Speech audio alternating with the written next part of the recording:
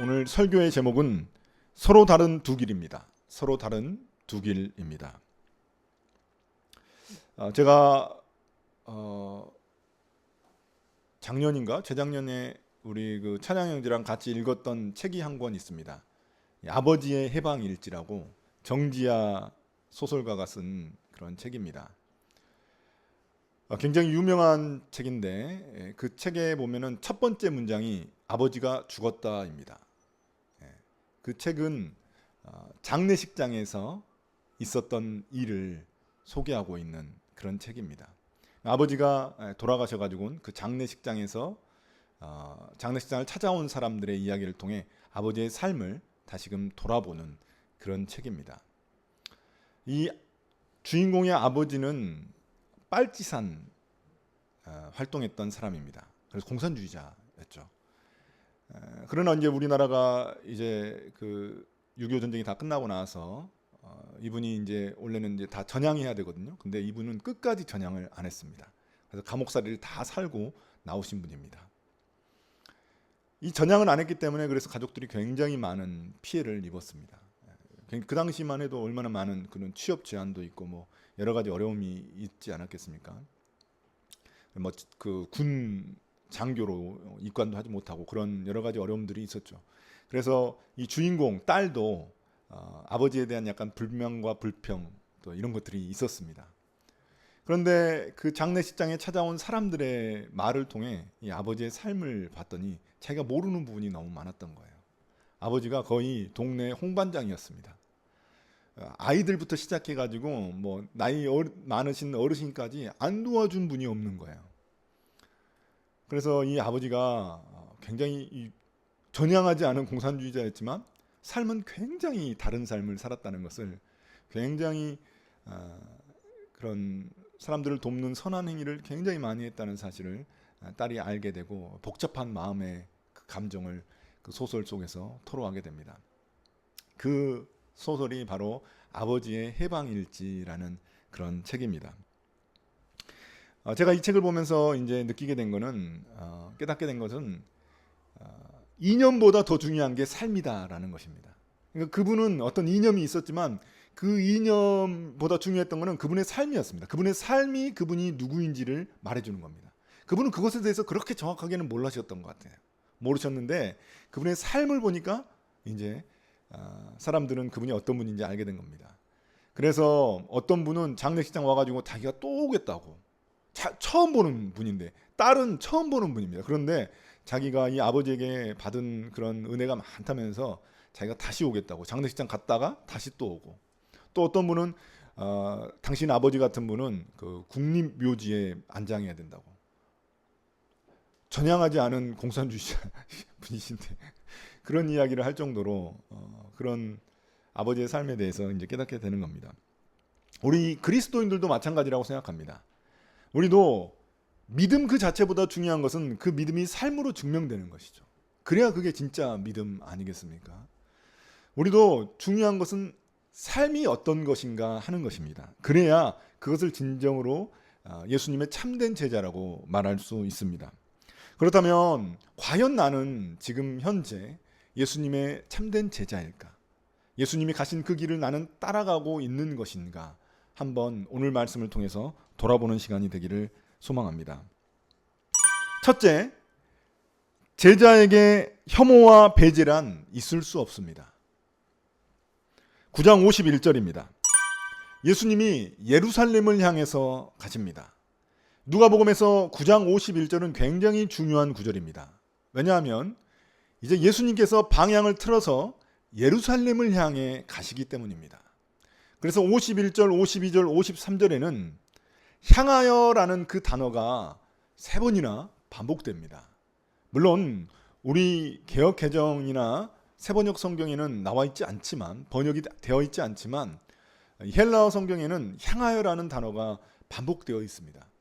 그만큼 예수님이 마음을 굳게 먹으시고 그 예루살렘을 향해서 가시는 것입니다. 예루살렘이 어떤 곳입니까? 예수님께서 죽으러 가시는 길입니다. 십자가에 못 박혀 죽으러 가시는 길입니다. 그 길을 향해 예수님께서 가시는 것입니다.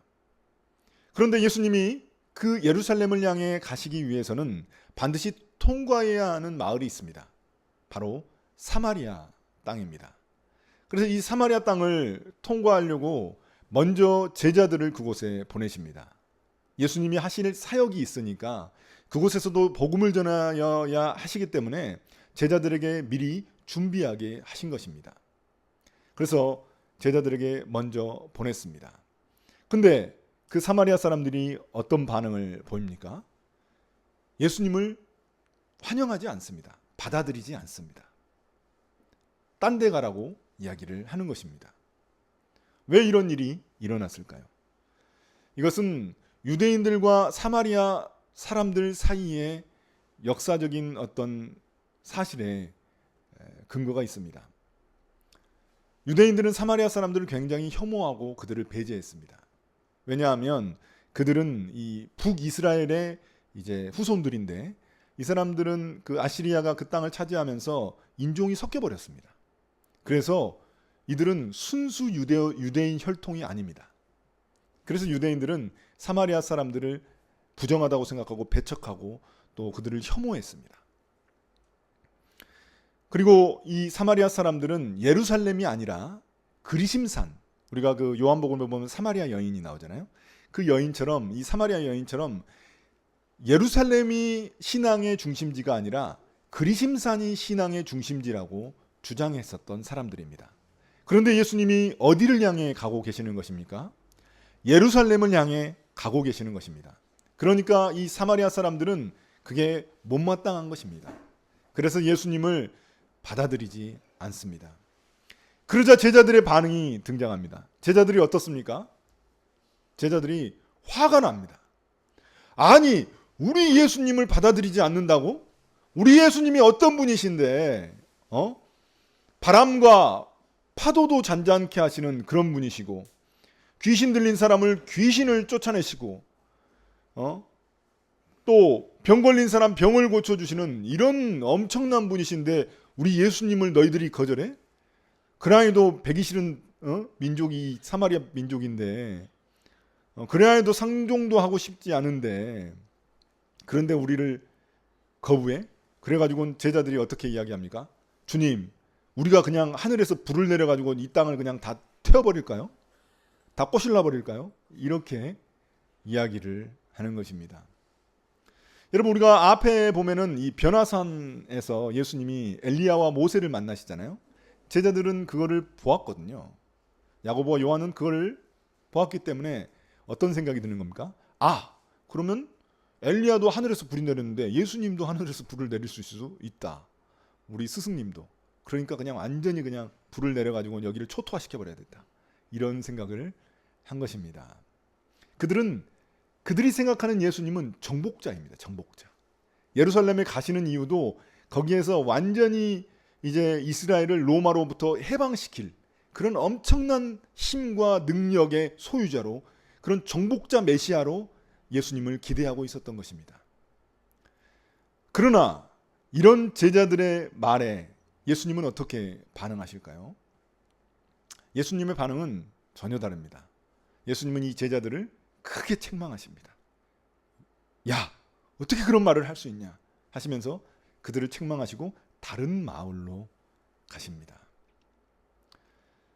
여러분, 제자들과 예수님의 그 차이점이 무엇입니까? 제자들은 예수님의 그런 기적들을 보면서 마음이 높아졌던 것입니다. 아, 우리 예수님이 이런 분이시지. 야, 우리는 완전히 정복자로 가는 거야. 완전히 그냥 뭐든지 그냥 다 할 수 있는 대로 할 수 있는 거야. 이런 생각을 가지고 갔습니다.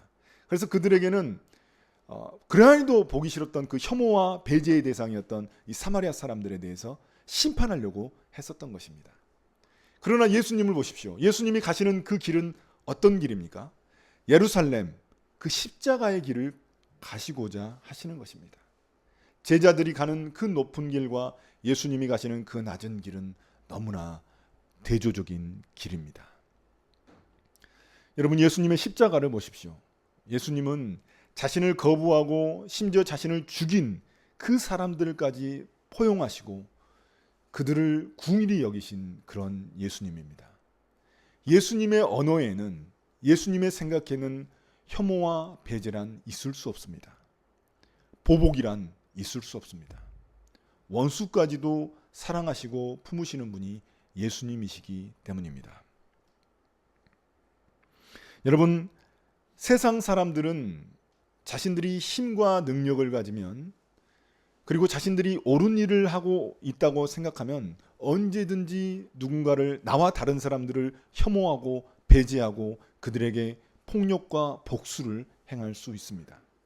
그것이 바로 세상 사람들입니다. 그러나 예수님이 이 땅에 가져오신 하나님 나라는 전혀 다른 가치관을 가지고 있습니다. 세상의 가치관을 전복시킨 것이 바로 하나님 나라이기 때문입니다. 그 하나님 나라는 긍휼과 용납, 포용이 주된 가치인 나라입니다. 여러분, 우리는 어떻습니까? 우리와 종교가 다르거나 인종이 다르거나 신념이 다른 사람들을 어떻게 우리는 대하고 있습니까?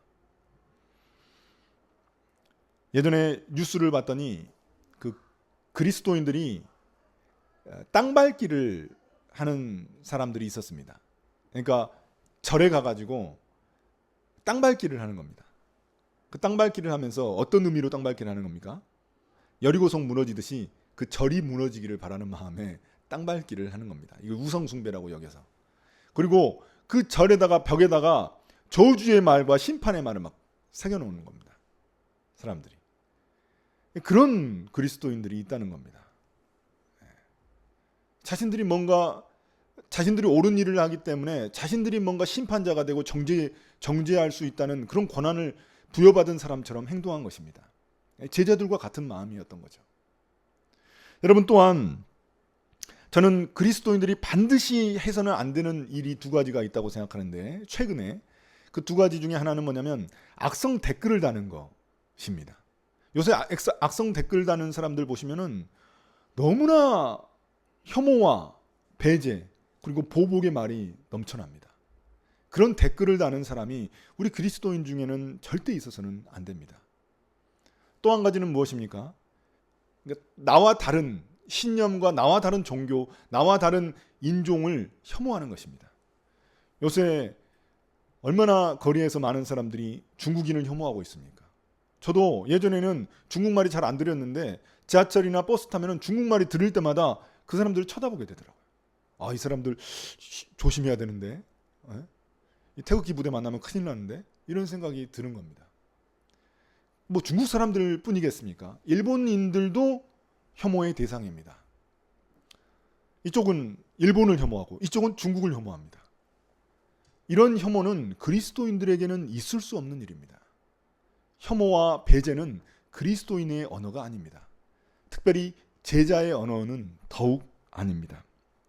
우리가 이런 세상의 가치관을 따라가서는 안 됩니다. 하나님 나라의 가치관은 긍휼히 여기고 또 그들을 포용하는 가치관임을 잊지 말아야겠습니다.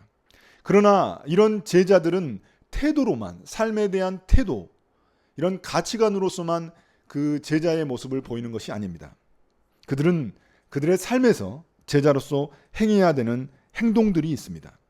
그래서 둘째, 제자가 되려면 치러야 할 대가가 있습니다.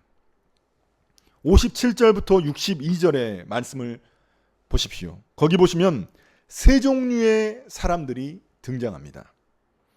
특별히 이들은 예수님의 제자 후보생들입니다. 이제 예수님의 제자가 되겠다고 이제 그렇게 자신들의 의사를 고백한 그런 사람들입니다. 제자가 되겠다는 사람들입니다. 첫 번째 유형을 한번 보십시오. 첫 번째 유형은 뭐라고 이야기합니까? 나는 선생님이 가시는 곳이면 어디든지 따라가겠습니다. 자기 스스로 자발적으로 예수님을 따라가겠다고 고백하고 있습니다. 얼마나 귀한 사람입니까? 우리 교회 스스로 나온다고 하면 제가 얼마나 기뻐할까요? 아이고, 얼씨구나 좋다. 굉장히 좋아하겠죠. 근데 예수님은 어떻게 반응하십니까? 이 사람에게 뭐라고 하시냐면, 여우도 굴이 있고 하늘을 나는 새도 보금자리가 있으나 인자, 즉 예수님은 머리 둘 곳도 없다 라고 말씀하십니다. 어떤 의미입니까? 너는 나의 제자가 되는 게 편안하고 안락한 삶을 보장할 거라고 생각하지.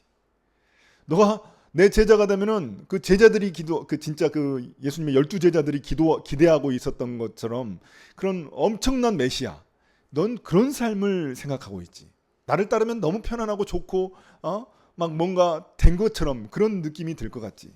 그런 사람이 될 것 같지. 전혀 아니다 라고 말씀하십니다. 오히려 그 사람을 물리치십니다. 왜냐하면 예수님의 제자는 그런 삶이 아니라 머리 둘 곳도 없는, 예수님처럼 머리 둘 곳도 없는 불편한 삶과 또 손해보는 삶이 기다리고 있기 때문입니다. 예수님의 제자가 된다는 것은 이러한 삶을 내가 각오하고 따라가야 한다는 그런 의미입니다. 쉬운 일은 아니죠. 기준이 너무 높은 거 아닌가? 이런 생각이 들 수도 있습니다. 예수님은 이렇게 자신의 열정만으로 주님, 제가 주님을 따라가겠습니다. 제가 주님이 어디를 가든지 주님을 따라가겠습니다. 마치 베드로처럼 이런 고백을 한다고 해서 예수님이 속는 분이 아니십니다. 그래, 야, 너의 그 용기가 가상하다, 따라와, 이렇게 하시는 분이 아니십니다. 오히려 그에게 너는 네가 치러야 할 대가를 계산하지 않고 있구나, 네가 치러야 할 그 비용을 너는 전혀 계산하지 않고 있구나 하면서 그를 말리십니다. 예수님의 제자가 된다는 것은 이 불편한 삶과 또 손해보는 삶이라는 그런 대가와 비용을 치러야 하는 그런 자리입니다. 그래서 그것을 계산하고 따라가야 하는 그런 자리입니다. 여러분, 우리의 삶을 한번 돌아보십시오. 우리에게는 왜 하나님의 나라가 오지 않을까요? 분명히 예수님이 이 땅에 오셔서 하나님의 나라를 가져오셨는데, 이 땅에도 하나님 나라가 임했다고 말씀하셨는데 왜 우리에게는 그것이 느껴지지 않는 것일까요? 저는 그 이유 중에 하나가, 중요한 이유 중에 하나가 바로 우리가 이런 삶, 불편한 삶, 또 손해를 보는 삶에 대한 각오와 결단이 없기 때문이라고 생각합니다. 그런 삶이 싫은 거예요. 그냥 예수님은 좋지만 그 제자의 삶까지는 가고 싶지 않은 것입니다. 자신이 진짜 손해보고 자신이 그런 불편한 삶까지 그렇게 따르고 싶지는 않은 것입니다. 그런 대가를 치르지 않기 때문에, 대가를 치를 마음과 각오가 없기 때문에 하나님의 나라가 우리 가운데 임하지 않는 것입니다. 내가 있는 그곳에 하나님의 나라가 임하지 않는 것입니다. 저는 어느 날 이 조수미 씨의 이야기를 들은 적이 있습니다. 이 조수미 씨가 이제 자신의 아버지 장례식에 참여를 못했습니다. 자신의 아버지가 돌아가시는 그때 같이 있지를 못했습니다. 그 이유가 뭐냐면 엄마가 연락을 안 해준 거예요. 왜냐하면 딸이 공연이 있다고. 그래서 딸에게 이제 딸이 공연을 마치고 나서 이제 전화를 하셨는데 딸에게 너는 그 관객들과의 약속을 지키라고 하면서 이제 나중에 이 조수미 씨가 공연을 마치고 나서 이제 그때 아버지를 찾아갔다고 합니다. 이 조수미 씨가 세계적인 성악가가 될 수 있었던 이유는 이런 대가를 치렀기 때문입니다. 대가 없이 그런 자리에 오를 수가 없었던 것입니다. 하물며 예수님의 제자가 된다는 것은 어떤 의미입니까? 반드시 그 대가를 치러야만 하는 것입니다. 그러나 우리의 그런 제자의 삶이 이런 대가를 치르는 것만 있는 것이 아닙니다. 그래서 셋째, 제자는 삶의 우선순위가 바뀌어야 합니다. 삶의 우선순위가 바뀌어야 합니다. 첫 번째 제자 후보생을 보았다면 두 번째 제자 후보생입니다. 이번에는 예수님이 제자 후보생에게 권유하십니다. 야, 너는 나를 따라오너라. 59절 보시죠. 예수님께서 다른 사람에게 나를 따라오라고 말씀하셨습니다. 이 사람의 자질이 얼마나 좋으면 예수님이 이렇게 말씀하셨을까요? 너는 좀 내 제자가 될 만해. 그래서 따라오라고 먼저 말씀을 하셨습니다. 그런데 이 사람이 어떻게 반응합니까? 예수님, 부모님 장례부터 치르고 와야 되겠습니다. 예수님, 부모님 장례 먼저 치르고 따를게요. 이렇게 말을 합니다. 여러분, 부모님의 장례 얼마나 중요합니까? 우리가 살아가면서 가장 중요한 일 중에 하나가 이 부모님 장례 치르는 겁니다. 왜냐하면 단 한 번 있는 일이거든요. 부모가 2명 있지는 않잖아요. 단 한 번 있는 일입니다. 그 당시 유대인들에게 있어서 부모의 장례는 어마어마하게 중요했습니다. 부모의 장례는 1년씩 치르는 사람들이 있었습니다. 1년씩. 예. 그렇게 특별하게 그런 장례를 치르는 그런 관습이 있었는데 그 부모의 장례를 이렇게 했던 그런 사람들이 있는데 예수님은 부모님 장례도 치르지 말고 나를 따르라고 하는 겁니다. 우리도 도저히 이해하기가 쉽지 않습니다. 이거 어떻게 부모 장례는 가야지. 여러분 학교도 회사도 아무리 급한 일이 있어도 부모님 장례식은 보내줍니다. 아무리 급한 계약이 있어도 부모님 장례식은 보내줘요. 지금 우리도. 근데 예수님은 아니라는 거예요. 야, 이 완전 사회의 통념과 상식을 깨버리는 그런 예수님의 말씀입니다. 예수님의 한번 이 말씀을 보십시오. 뭐라고 말씀하십니까? 예수님이 죽은 사람들을 장례하는 장사하는 일은 죽은 사람들에게 맡겨두고 너는 가서 하나님 나라를 전파하라고 하십니다. 여기서 우리가 알 수 있는 점은 이 죽은 사람은 이제 부모님이죠. 그래서 이 죽은 사람들에게 맡기라는 것은 이 죽은 사람은 뭡니까?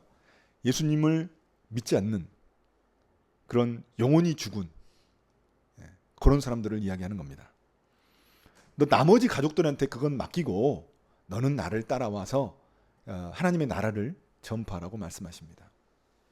여기서 우리는 죽음과 생명의 그런 대조를 볼 수 있는 거죠. 죽은 사람은 죽은 사람의 일. 그러나 예수님의 제자는 생명을 살리는 그런 하나님 나라의 복음을 전파하라고 말씀하시는 것입니다. 그러나 여전히 우리는 예수님의 이 말씀을, 이 반응을 이해하기가 힘듭니다. 왜냐하면 예수님이 십계명에서 제5계명, 10계명 중에 제5계명이 어떤 말씀입니까? 부모를 공경하라입니다. 그런데 예수님은 이거를 완전히 이거랑 상충되잖아요. 말이 안 맞잖아요. 부모 공경하는 데 있어서 그 장례식장 그 장례를 치르는 게 얼마나 중요한 일입니까? 그렇다면 예수님은 왜 이런 말씀을 하셨을까요? 그럼 과연 예수님께서 그냥 부모를 버리거나 무시하고 그냥 뭐 불효를 저지르라고 그런 이야기를 하셨을까요? 그것이 아닙니다.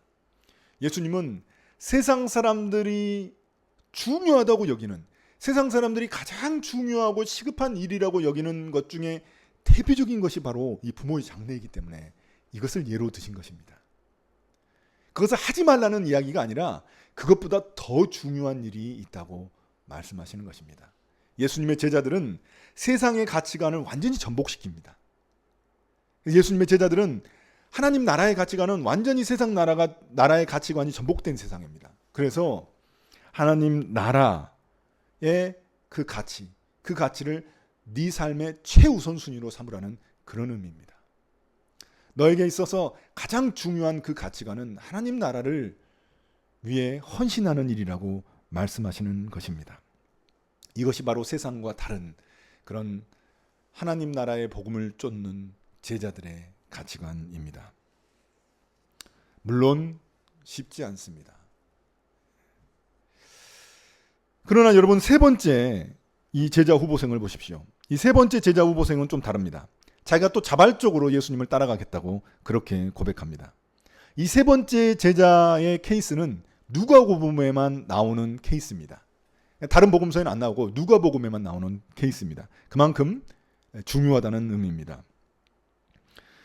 그런데 이 사람이 어떻게 이야기합니까? 예수님을 따르긴 따를 텐데 가족들에게 먼저 작별 인사부터 하겠다고 그렇게 예수님께 말씀드립니다. 가족들에게 작별 인사하는 거 중요합니다. 왜냐하면 예수님 따라가면은 집에 돌아갈 날이 언제인지 알 수가 없어요. 예수님 계속 사역을 하시기 때문에 집에 언제 복귀할지를 알 수가 없습니다. 그리고 삶을 전적으로 헌신해야 되기 때문에 빨리 부모님들한테 그런 이야기를 해드리고 가족들한테 그 이야기를 하고 돌아와야죠. 그래서 여러분 엘리야와 엘리사 이야기도 아시죠? 엘리사가 엘리야한테 우리 가족들에게 부모님한테 좀 이야기하고 다시 오겠다고 그렇게 이야기했을 때 엘리야는 허락해 줍니다. 그런데 예수님은 어떻게 하십니까? 전혀 다른 반응을 보이십니다. 예수님의 반응을 볼까요? 예수님께서는 그에게 말씀하십니다. 누구든지 손에 쟁기를 잡고 뒤를 돌아다보는 사람은 하나님 나라에 합당하지 않다. 비유를 들어서 이 제자 후보생, 세 번째 제자 후보생에게 응답하십니다. 이 예수님이 드신 비유의 의미는 무엇일까요? 예수님이 이 비유를 드신 이유는 이제 우리가 이 비유의 의미를 먼저 좀 알아야 되는데요. 쟁기를 가지고 밭을 갈 때 뒤를 돌아다보잖아요. 그러니까 내가 잘 갈았나 해가지고 뒤를 돌아다보잖아요. 그럼 뒤를 돌아보면 앞을 제대로 못 갑니다. 똑바로 갈 수가 없습니다. 그러니까 뒤를 돌아다보면 앞을 똑바로 갈 수가 없는 거예요. 밭을 갈 수가 없는 거예요. 예수님께서 그 이야기를 하고자 하시는 겁니다. 뒤를 돌아다본다는 것은 미련을 갖는 것입니다. 삶에 대한 미련을 갖는 것입니다. 여러분, 우리에게 있어서 삶의 가장 마지막까지 끊을 수 없는 미련이 어떤 미련일까요? 가족들에 대한, 혈육에 대한 미련입니다. 예수님께서 이 비유를 드신 이유가 있는 것이죠. 마지막까지 우리가 미련을 갖는 것이 이 가족, 혈육에 대한 미련입니다. 최상급 미련이죠. 그래서 이것을 예로 드셔서 하나님 나라는 그것보다 너가 더 중요하게 여기고 더 시급하게 여기는 그런 나라다라고 말씀하시는 것입니다. 예수님은 제자들에게 전적인 헌신을 요구하시는 것입니다. 가족들에게 미련을 가지고 나를 따라오려는 것은 불가능하다는 것입니다. 제가 아는 선교사님도 어머니가 선교사로 가는 것을 허락하지 않으셨어요. 끝까지 어머니를 설득하려고 했지만 설득이 안 됐어요. 그럼 계속 미뤄야 됐을까요? 설득할 때까지 1년이고 2년이고 미뤘어야 할까요? 근데 이분이 벌써 사역하신 지 10년이 넘으셨는데 선교지에서 여전히 어머니는 그거를 못마땅해 하세요. 만약에 그분이 안 가고 계속 나는 우리 부모님이 허락할 때까지 내가 안 가리라 하고 그 선교 사역을 가지 않으셨다면 과연 그 선교지에 그 학교와 그 교회가 세워졌을까요? 약간 극단적인 예지만 그런 전적인 헌신을 주님은 우리에게 요구하시는 것입니다. 제자들에게 요구하시는 것입니다. 제가 목사 안수를 받을 때 그 목사 안수 이제 받기 전에 마지막 면접을 합니다. 목사님들이 이제 앉아가지고 면접을 하는데 그때 이런 이야기를 합니다. 난상 전도사님, 이제 전도사님이 목사가 되면은 과거로 못 돌아갑니다. 절대 과거로 못 돌아갑니다. 여기가 이제 마지막 기회예요. 지금 이제 돌아가겠습니까? 이제 마지막 기회니까 이제 돌아갈 수 있습니다. 예? 마지막 기회입니다. 그래도 이 길을 가시겠습니까? 이렇게 묻습니다. 요거에 대답 못하면 다시 백하는 겁니다. 뒤를 돌아보지 않게 하는 것이죠. 제가 이제 신학교를 가다 보면은 신학교에서도 중도에 그만두는 사람들이 있습니다. 중퇴하는 사람들이 있습니다. 신학교를. 왜 그만둘까요? 삶에 대한 미련이 있는 겁니다. 자기가 그 전에 살았던 그 삶에 대한 미련이 남아있는 것입니다. 그래서 다시 그만두고 돌아갑니다. 사업하는 사람은 사업하는 사람으로, 학생은 학생으로 다시 돌아가게 됩니다. 그러나 제자는 뒤를 돌아보지 않는 사람입니다. 여러분, 오늘 말씀을 들으면서 어떤 생각이 드십니까? 이거 너무 극단적인데? 예수님의 제자가 되는 것은 너무 극단적인 일이야. 이거는 너무 힘들어. 이거는 예수님이 우리에게 너무 높은 기준을 제시한 거야. 이렇게 생각이 들 수 있습니다. 그래서 이 예수님의 이 말씀을 두 가지 극단적인 잘못된 케이스가 존재합니다. 첫 번째 잘못된 극단적인 적용은 뭘까요? 그렇구나. 가족보다도 중요하고 부모님 장례보다도 중요하고 불편함과 손해를 다 감수해야 돼. 나는 모든 걸 버리고 주님만 따를 거야 하면서 교회에만 헌신하는 태도입니다. 하나님 나라에 대한 헌신을 교회에 대한 헌신으로 완전히 좁혀가지고 교회에서만 먹고 자고 하는, 교회의 모든 일만 하면 그게 하나님 나라의 헌신으로 착각하는 것입니다. 이게 한 극단적인 예죠. 그래서 가족도 못 알아보고 직장도 버리고 뭐 다 버리고 그냥 이렇게 교회에만 헌신하는 사람들. 이게 이제 극단적인 케이스인데 한국 교회에 굉장히 많은 케이스가 있습니다. 또 다른 극단적인 케이스가 있습니다. 어떤 케이스인가요? 이 말씀은 그냥 과장법이야. 예수님의 과장법. 그 눈이 범죄하면 눈을 뽑아버리라고, 손이 범죄하면 손을 잘라버리라고 하신 그 예수님 말씀처럼 이건 과장법이야 그냥. 그래서 우리가 그냥 가볍게 여기자, 그냥 넘어가자 대충. 이런 극단적인 적용입니다. 이것도 잘못된 적용이죠. 예수님이 말씀하시는 것은 진짜로 하나님 나라가 가장 시급하고 가장 중요한 일이라고 이야기하시는 겁니다. 세상 사람들이 중요하다고 여기는 가치관을, 세상 사람들이 상식이라고 여기는 그 가치관을 완전히 뒤집어 엎으신 거거든요. 이거는 그냥 과장법을 쓰신 게 아닙니다. 진짜 그만큼 그렇게 중요하다고 말씀하시는 것입니다. 여러분, 하나님 나라는 절대적인 가치가 있는 그런 나라입니다. 그렇기 때문에 세상의 모든 가치관들은 상대적으로 변해버리고 마는 것입니다. 절대적인 가치가 있기 때문에 모든 것은 상대적이 돼버리는 겁니다. 물론 예수님이 뭐 부모를 공경하지 말라고 하신 것도 아니고, 그리고 가족들에게 뭐 그런 말을 하지 않고 뭐 가족들에게 그냥 관심도 쓰지 말라고 그런 말씀을 하시는 것이 아닙니다. 그것도 해야 됩니다. 그것도 하지만 그것보다 더 절대적인 가치가 있다고 강조하고 계시는 겁니다. 그게 바로 하나님 나라의 가치이고 그게 바로 제자의 삶인 것입니다.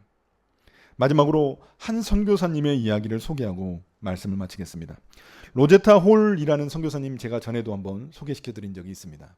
이 선교사님은 우리나라에 오셔서 의료 선교를 하셨던 분입니다. 그리고 이화여자대학교 의과대학을 세우신 그런 분이십니다.